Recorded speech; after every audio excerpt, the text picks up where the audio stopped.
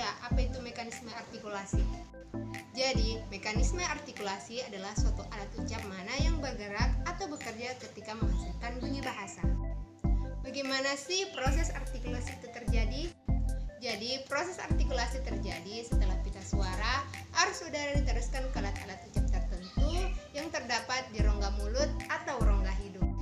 Selain itu juga, artikulasi dapat dimaknai sebagai gerakan otot saat berbicara. Contohnya, ketika kita mengucapkan huruf vokal A, I, U, E, dan O.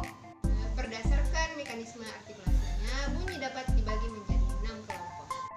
Yang pertama, bunyi bilabial, yaitu konsonan artikulasi yang menggunakan kedua belah bibir. Contohnya huruf P, B, M, dan W.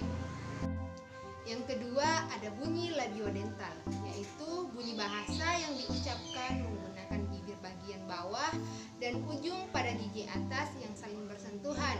Contohnya ketika kita mengucapkan huruf F. Yang ketiga, ada bunyi alveolar, yaitu bunyi bahasa yang diucapkan menggunakan ujung lidah yang dibuat menyentuh atau mendekati gusi. Contohnya ketika kita menyebut huruf D, T, dan S. Yang keempat, ada bunyi palatal, yaitu bunyi bahasa yang diucapkan menggunakan bagian depan lidah yang dibuat menyentuh langit-langit keras dalam mulut. Contohnya kalau kita menyebutkan huruf J, C, dan Y.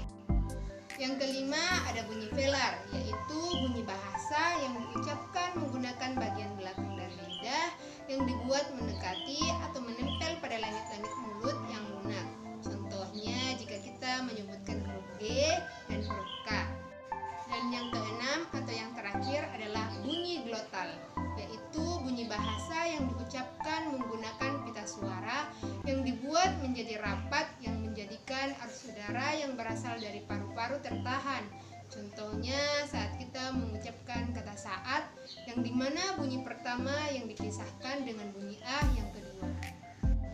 Jadi telah tadi teman-teman video singkat pemaparan materi mengenai praktik mekanisme artikulasi.